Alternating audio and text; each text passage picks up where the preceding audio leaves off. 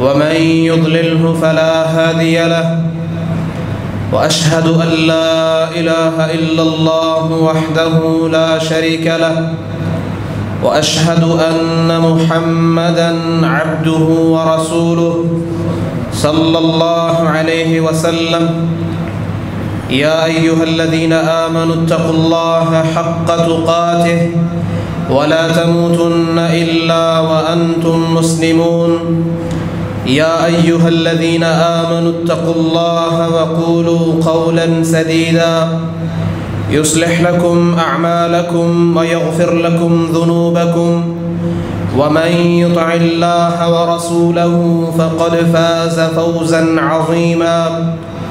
يا أيها الناس اتقوا ربكم الذي خلقكم من نفس واحدة وخلق منها زوجها وبث منهما رجالا كثيرا ونساء واتقوا الله الذي تساءلون به والأرحام إن الله كان عليكم رقيبا. أما بعد فإن خير الحديث كتاب الله وخير الهدي هدي محمد صلى الله عليه وسلم وشر الأمور محدثاتها وكل محدثة بدعة وكل بدعة ضلالة وكل ضلالة في النار.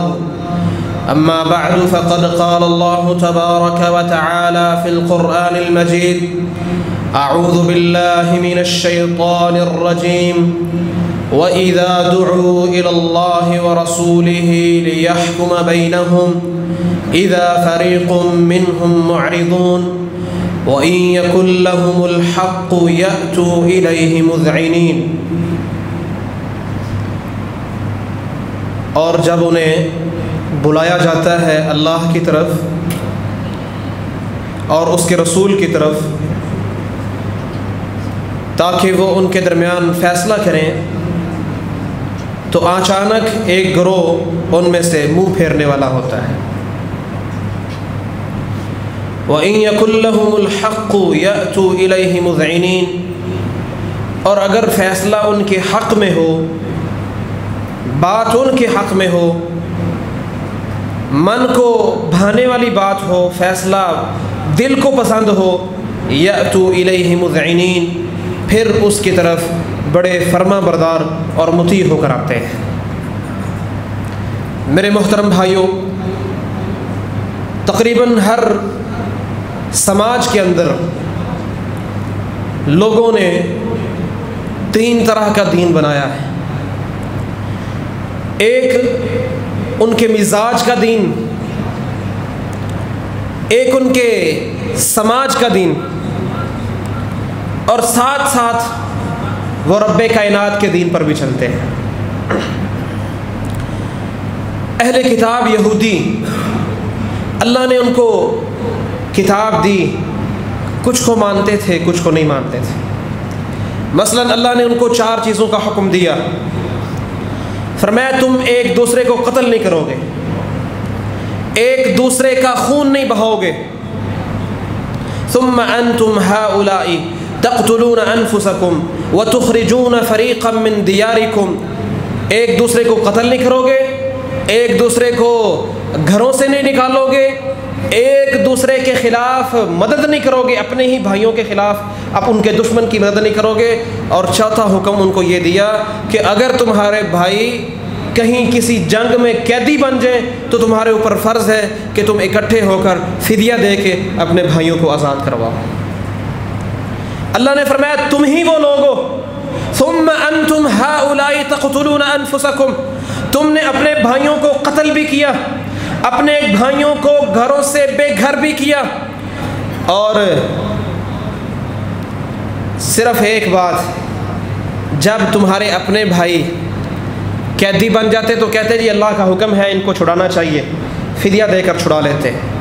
باقی 3 حکموں کی نافرمانی کرتے، اور جب اپنے ہی بھائی قیدی بن جاتے تو کہتے جی اللہ کا حکم ہے ان کو چھڑانا چاہیے، لہٰذا فدیہ دے کر تم اپنے بھائیوں کو چھڑا دیتے ہو.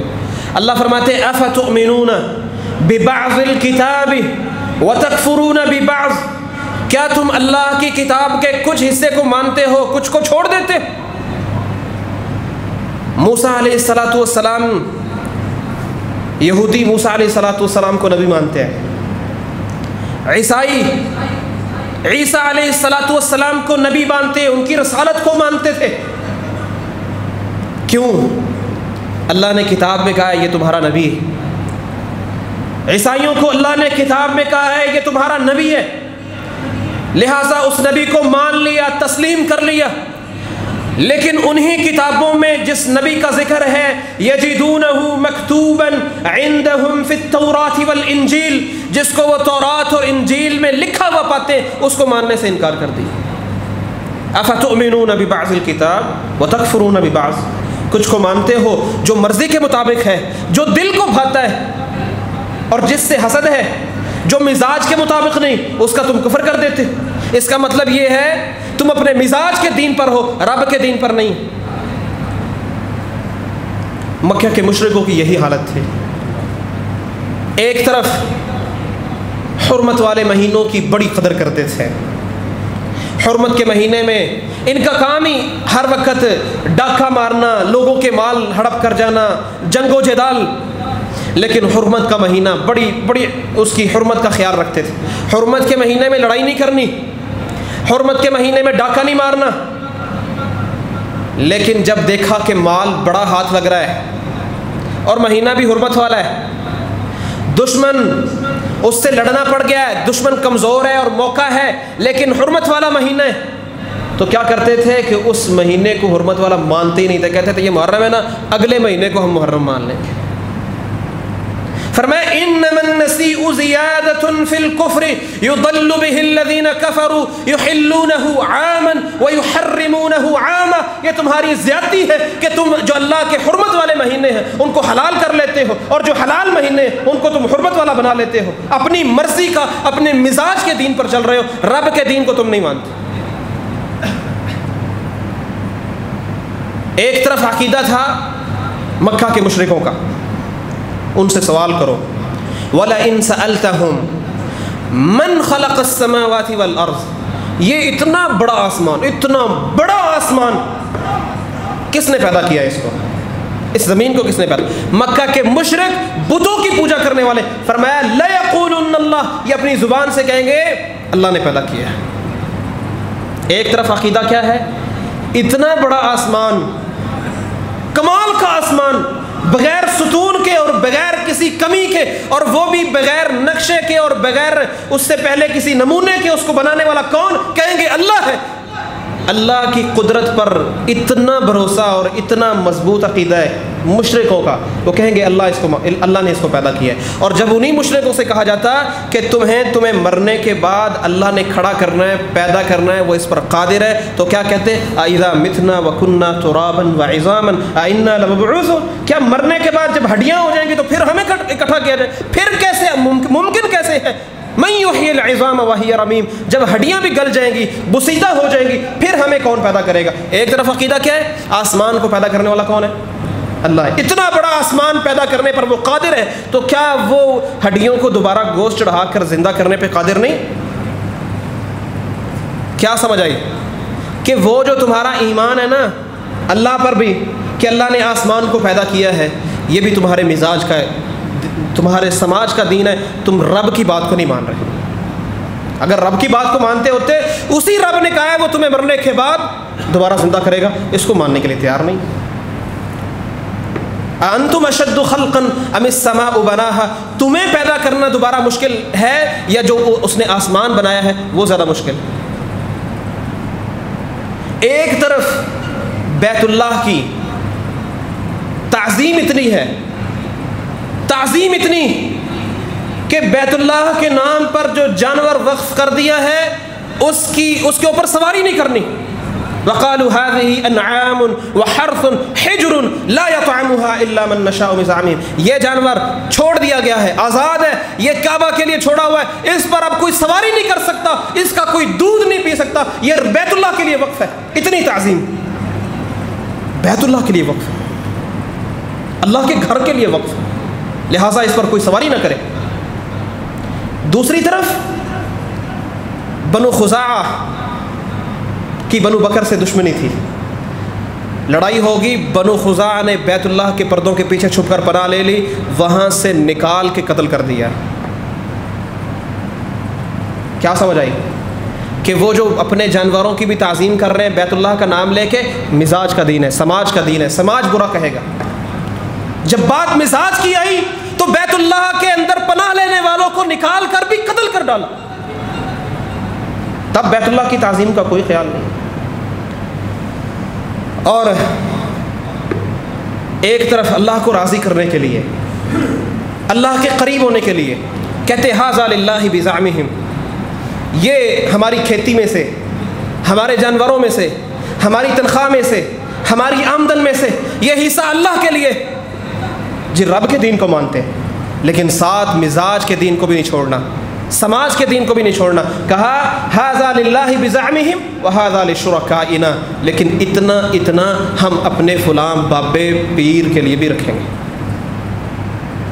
پھر رب کے دین کے ساتھ اس قدر بے وفا اور اپنے مزاج کے دین کے ساتھ اس قدر وفادار، اللہ نے فرمایا کہ اگر کبھی ایسا ہوتا کہ بابوں کا اور اپنے شرکاء کے لیے جو وقف کیا ہوا ہے وہ کم ہو جاتا تو اللہ کے حصے میں سے لے کر ادھر ملا دیتے، لیکن اگر اللہ کے حصے میں سے کچھ کم ہوتا اپنے شرکاء کے حصے میں سے لے کر نہیں لاتے تھے۔ فما كان لشركائهم فلا يصل الى الله وما كان لله فهو يصل الى شركائه، یعنی جو مزاج کے دین ہے نا، جو مزاج کہتا ہے اللہ کے نے جو کہا وہ تو ماننا ہی ماننا ہے، لیکن اس کے مقابلے میں اگر مزاج کی بات آ گئی اس کو فوقیت زیادہ دیتے تھے۔ خواہش جس پر آ گئی، ایک طرف اللہ کا حکم ہے، ایک طرف خواہش کا حکم ہے، ایک طرف اللہ کا حکم ہے، ایک طرف مزاج کچھ اور کہہ رہا ہے، ایک طرف اللہ کا حکم ہے، ایک طرف سماج کا مطالبہ کچھ اور ہے، سماج کے مطالبے کو، مزاج کے مطالبے کو اللہ کے حکم پر فوقیت دیتے تھے۔ اللہ اکبر۔ اور اسی طرح جب مزاج کی بات آئی، ایک پتھر بول نہیں سکتا، کھا نہیں سکتا، نفع نقصان کے اپنے نفع نقصان کا مالک نہیں، تو اس کو رب کہہ دیا، تمام اختیارات اس کو دے دیے۔ اور جب انکار کی بات آئی تو اللہ نے بار بار کہا اور لوگوں یہ تمہارا نبی ہے، آیتیں، دلیلیں، وضاحتیں، سارا کچھ کہا ما لہذا الرسول یأکل الطعام ویمشی فی الاسواق، یہ ایک بشر کھانے پینے والا آدمی بازاروں میں چلنے والا نبی کیسے ہو سکتا ہے؟ ہم نہیں مانتے اس کو۔ ماننے پہ آئے تو پتھر کو بھی خدا مان لیا اور سارے تصرفات اس کو دے دیے اور کہا ہر چیز کا مالک ہے۔ انکار کرنے پہ آئے، مزاج کی بات پر آئے تو نبی جو تھا، جو سمجھتا بھی تھا، بات بھی کرتا تھا، لوگوں کو رستہ بھی دکھاتا تھا، اس کو ماننے سے انکار کیا۔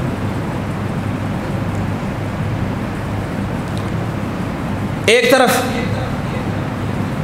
اللہ تعالیٰ کے دین کو بھی مانا ہے، تیار تھے اس بات پر، مکہ کے مشرک تیار تھے اس بات پر کہ اے نبی ہم آپ کو نبی ماننے کے لیے تیار ہیں، ہم آپ کی رسالت کا اقرار کر لیتے ہیں، آپ ہمیں نبوت کا کہہ رہے ہیں، ہم آپ کی نبوت کو تسلیم کر لیتے ہیں، لیکن مسئلہ یہ ہے کہ ساتھ ہمارے مزاج کا بھی خیال رکھا جائے، ہمارے بتوں کو گالی نہ دی جائے، کچھ تمہاری مان لیتے ہیں، کچھ ہماری مان لیتے ہیں۔ ودو لو تدہنوا فیدہنون، کچھ تم جھک جاؤ، کچھ ہم جھک جاتے ہیں، ہم تمہیں نبی تسلیم کر لیتے، تم ہمارے خداؤں کو خدا تسلیم کر لو۔ ہم اپنے مزاج کی بات چھوڑنے کے لیے تیار نہیں، اپنے سماج کے دین کو چھوڑنے کے لیے تیار نہیں، تمہاری ضرور مانیں گے، تمہیں نبی ضرور مان لیتے۔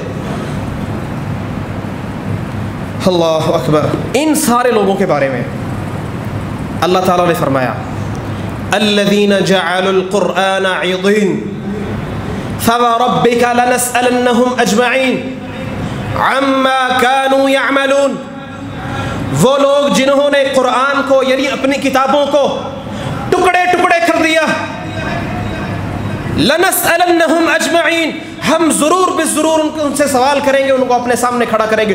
ٹکڑے ٹکڑے کیسے کیا؟ کچھ کو مانا، کچھ کو چھوڑ دیا، جو طبیعت چاہتی تھی، جو مزاج کے موافق تھا اس کو مان لیا، جو مزاج کے مخالف تھا، جس کو دل نہیں چاہتا تھا، جو مشکل تھا، جو میٹھا نہیں تھا، کڑوا تھا، اس کو چھوڑ دیا۔ کہا تم نے ہماری کتاب کو ٹکڑے ٹکڑے کر دیا، ہم تم سے ضرور سوال کریں گے۔ افسوس یہ ہے کہ آج مسلمان بھی انہی کے نقش قدم پر چل پڑے. کلمہ پڑھتا ہے, ایک طرف اقرار یہ ہے کہ لا الہ الا اللہ, اللہ کے علاوہ کوئی معبود نہیں, کوئی بگڑی بنانے والا نہیں, کوئی حاجت روا نہیں, کوئی مجھے اولاد دینے والا نہیں, میرے رزق کو سنبھالنے اور سنوارنے والا کوئی نہیں ہے, لا الہ الا اللہ. دوسری طرف صورتحال یہ ہے کہ قبروں پہ سجدہ کرتے ہیں. ایک طرف عقیدہ ہے محمد الرسول اللہ, بات وہی ہوگی جو محمد الرسول اللہ کی ہوگی, بات وہی چلے گی جس پر محمد الرسول اللہ کی مہر ہوگی, اس کے علاوہ نہ کسی بات کو لیں گے نہ کسی بات کو تسلیم کریں گے. لیکن دوسری طرف امام کی تقلید کو چھوڑنے کے لیے تیار نہیں ہے, جو امام نے کہہ دیا سو کہہ دیا, اس سے دلیل مانگنے کے لیے تیار نہیں. یار اس کے پاس بھی تو کوئی دلیل ہوگی نا, آخر انہوں نے بھی تو کوئی تحقیق کی ہوگی نا, انہوں نے بھی تو کچھ کہا ہوگا, کچھ سوچا ہوگا نا. ساری زندگی گزر گئی. کلمہ کیا ہے؟ محمد الرسول اللہ. اور تقلید کس کی ہے؟ امام کی. اور امام کی تقلید میں دلیل کیا ہے؟ انہوں نے بھی تو تحقیق کی ہے, وہ پاگل تو نہیں ہے. اللہ یہی تو فرماتے ہیں اتخذوا احبارهم ورهبانهم اربابا من دون اللہ. او یہودیوں نے اللہ کو چھوڑ کر اپنے علماء کو رب بنا لیا. اور رب بنانا کیا تھا؟ اللہ کچھ اور حکم دیتا ہے, وہ کچھ اور حکم دیتے, وہ رب کو چھوڑ کے اپنے امام کی بات کو مان لیتے. کیا میں نے کبھی سوچا اپنے کسی معاملے میں, نماز کے معاملے میں, تلاوت کے معاملے میں, روزے کے معاملے میں, کسی معاملے میں جس طریقے سے عبادت کر رہا ہوں, کیا یہ صرف میرے امام ہی کی بات ہے یا امام کی بات نبی صلی اللہ علیہ وسلم سے موافق بھی ہے؟ کتنے سارے لوگ ہیں نماز نہیں پڑھیں گے, لیکن مرشدوں کے بتائے ہوئے وظیفے لاکھ دفعہ یہ جملہ پڑھنا ہے, نہ قرآن سے ثابت نہ حدیث سے, گھٹنا ٹیک کے پڑھے گا, نماز نہیں پڑھے گا. یہ رب کے دین پہ ہے. اور جی اللہ کا ذکر کر رہے ہیں نا, اور اللہ کا ذکر کر رہا ہے تو نماز کے لیے تو آج جو تیرے اوپر فرض تھی اس کو تو نے چھوڑ دیا اور اپنے مزاج کے دین کے پیچھے پڑا ہوا ہے. عزت نہیں کر رہا, رب کا ذکر نہیں کر رہا, تو اپنے پیر کا ذکر کر رہا ہے, اپنے بتانے والے کا ذکر کر رہا ہے, اپنے مرشد کی عبادت کر رہا ہے. اگر یہ رب کی عبادت کرتا ہوتا تو سب سے پہلے جو تیرے اوپر نماز فرض تھی اس کے لیے تو آتی. زکوٰۃ نہیں دیں گے زکوٰۃ, جان نکل جائے گی. لیکن اللہ کی قسم اٹھا کے کہتا ہوں لاکھوں لگا دیں گے, میت فوت ہوگی اس کے کل ساتے, ہاں جی, اور اس کے ختموں پر سال ہا سال لاکھوں لٹاتے چلیں گے جائیں گے, زکوٰۃ نہیں دیں گے. زکوٰۃ اللہ کا حکم ہے, نہیں مانیں گے. اور یہ سارا کچھ سماج کا حکم ہے, مزاج اس کی طرف چلتا ہے, اس کو مان لیں گے, زکوٰۃ نہیں دیں گے. نکاح کی رسمیں اللہ نے کوئی فرض نہیں کی. نکاح اتنا آسان تھا, لڑکی والے کے پاس جاؤ, اس کے ولی سے کہو میں آپ کی بیٹی سے نکاح کرنا چاہتا ہوں, حق مہر مقرر کرو, ایجاب و قبول کے بعد لڑکی کو اپنے گھر لے جاؤ, اگلے دن بس جتنا اللہ نے توفیق دی ہے ولیمہ کر دو, بات ختم. لیکن رسموں کو پورا کرنے کے لیے, بیٹی کو جہیز دینے کے لیے پاس کچھ نہیں ہے, پلے کچھ نہیں, لیکن مقروض ہو جائے گا, لاکھوں کا مقروض ہو جائے گا, اس کو جو ہے جہیز بنا کے دے گا, سامان بنا کے دے گا. لیکن جو اللہ کا حکم ہے وراثت, نام بھی نہیں لینے دے گا, نام بھی نہیں لینے دے گا. اور اگر کوئی بیٹی نام لے گی اس کو کبھی اپنے گھر میں نہیں آنے دے گی. کیا مطلب ہے؟ تم رب کے دین پر چل رہے.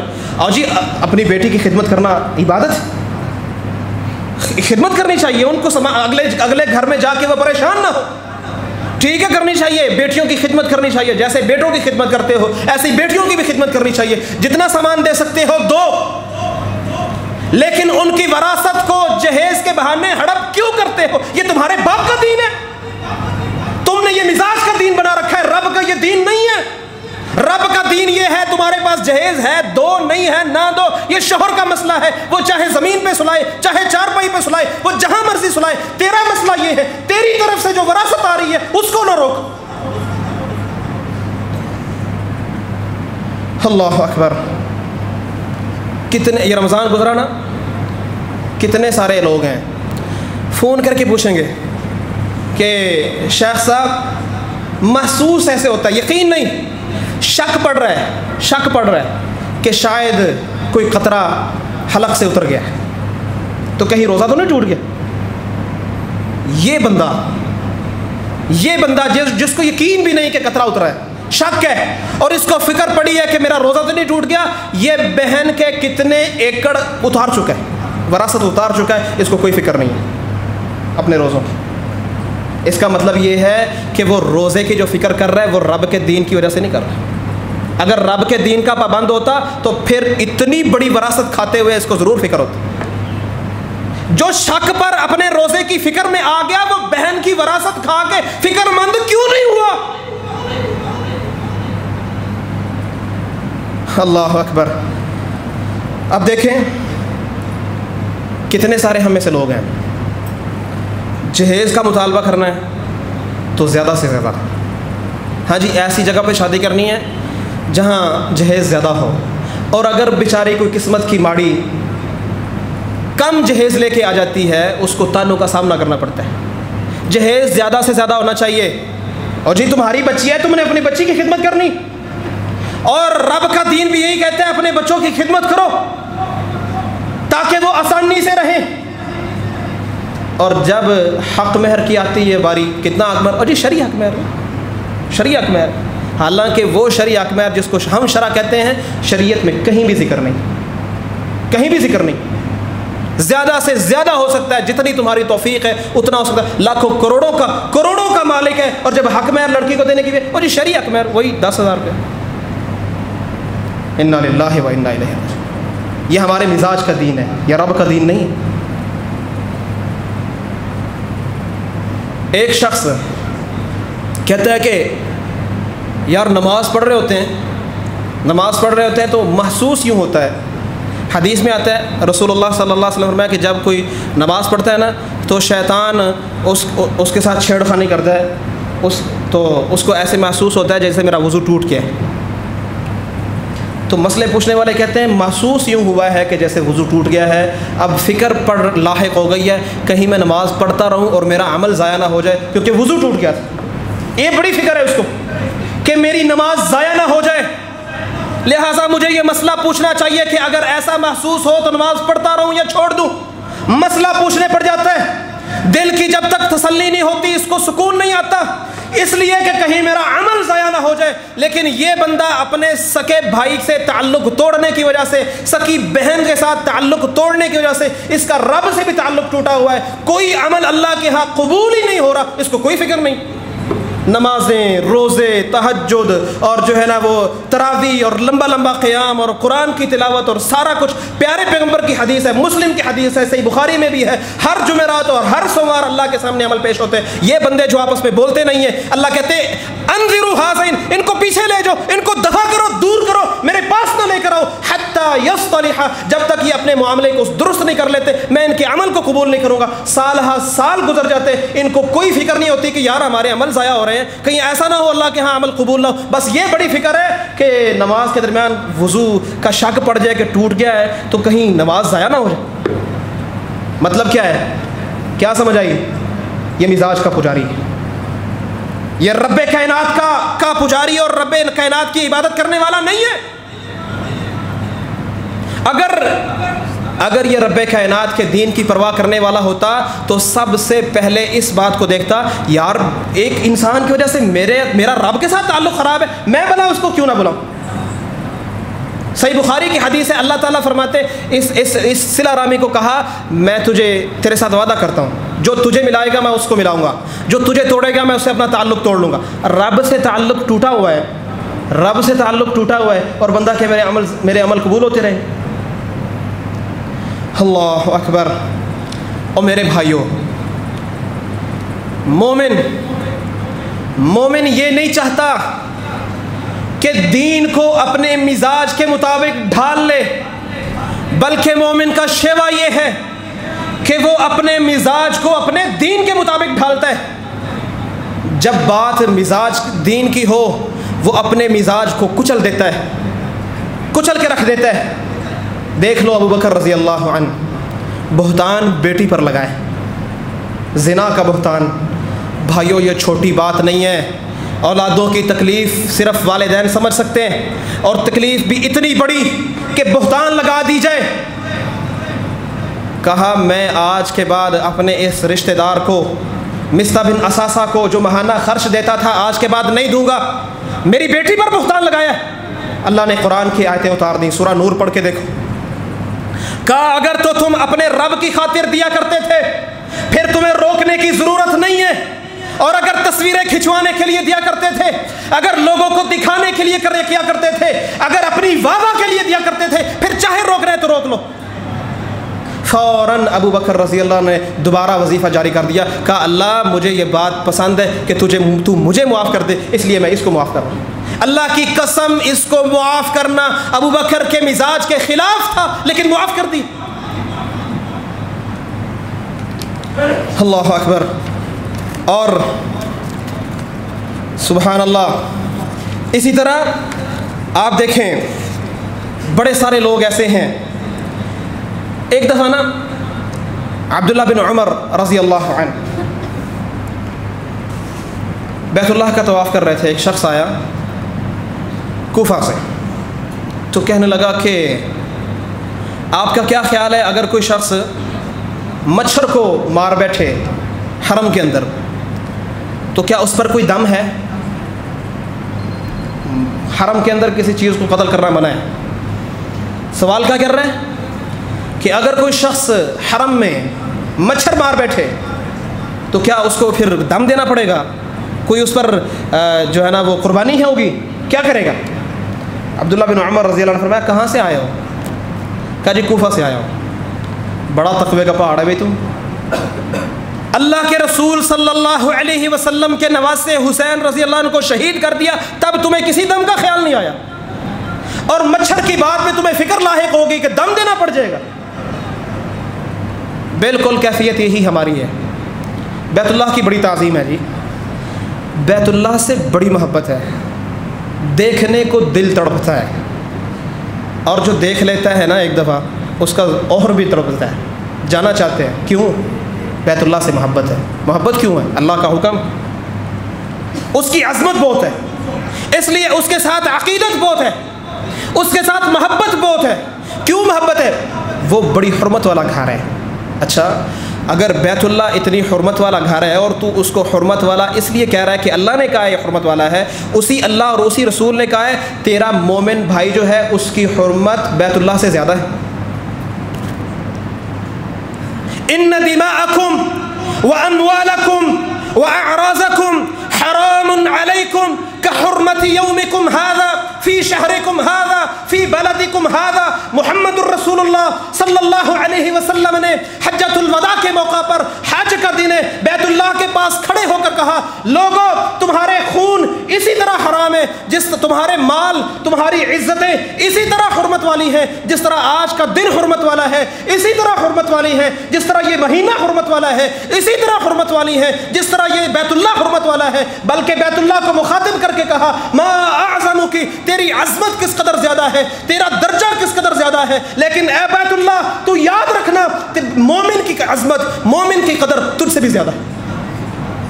مومن کا خون بہاتے ہوئے, اس کا مال کھاتے ہوئے, اس کی غیبت کرتے ہوئے اور اس کو بے عزت کرتے ہوئے مجھے کوئی پریشانی نہیں ہوتی. بیت اللہ سے بڑی عقیدت ہے, لیکن بیت اللہ سے زیادہ جس کی اہمیت ہے اس کی پرواہ کوئی نہیں. وہ بھوکا مر جائے, ہمسایہ بھوکا مر جائے, بیٹھا رہے پیاس سے بھرتا رہے, کوئی پرواہ نہیں.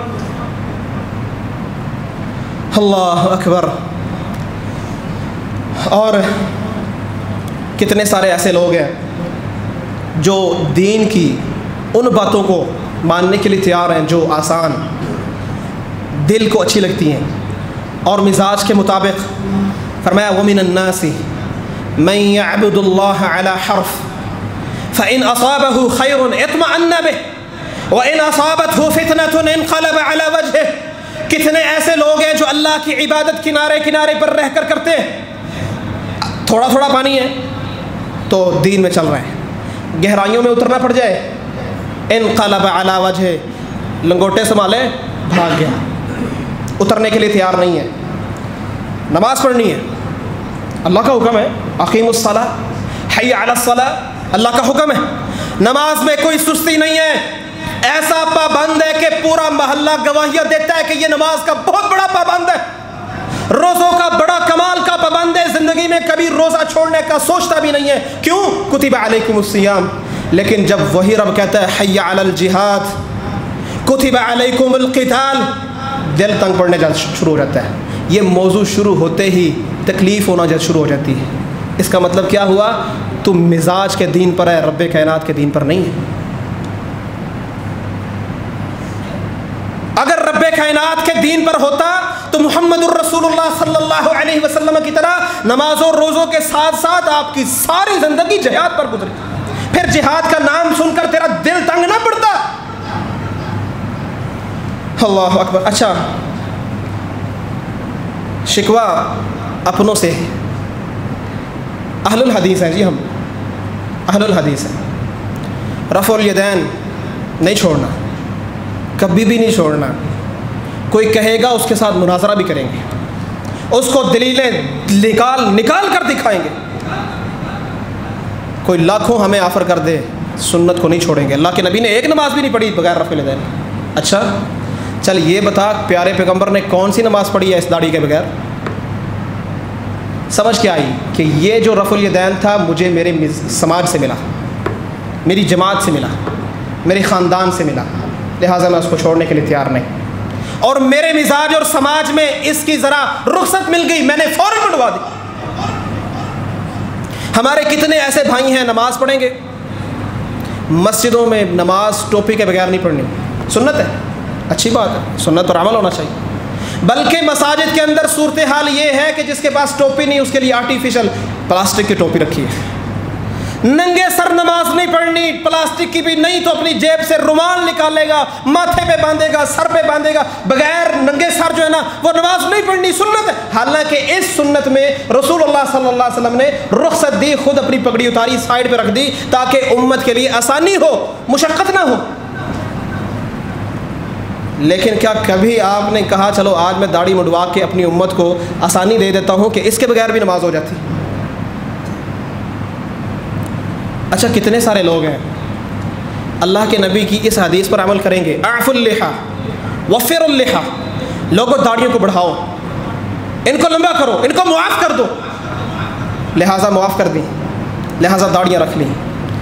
سوچ بھی نہیں سکتا کہ اس کو کینچی لگائیں، بلکہ جو اس کو مڈواتا ہے اس کو نفرت کی نگاہوں سے دیکھتا ہے۔ اللہ کے نبی کا حکم ہے، اللہ کے نبی کی داڑھی تھی لہٰذا میں اس کو کٹوانے کا سوچ نہیں سکتا، اس حکم کو مان لیا۔ دوسری طرف اللہ کے نبی صلی اللہ علیہ وسلم نے فرمایا کہ غیروا ھذا الشیب، جب تمہاری داڑھی میں سفید بال آ جائیں پھر ان کو سفید نہ رہنے دینا، ان کے رنگ کو بدل دینا، ماننے کے لیے تیار نہیں، بہانے۔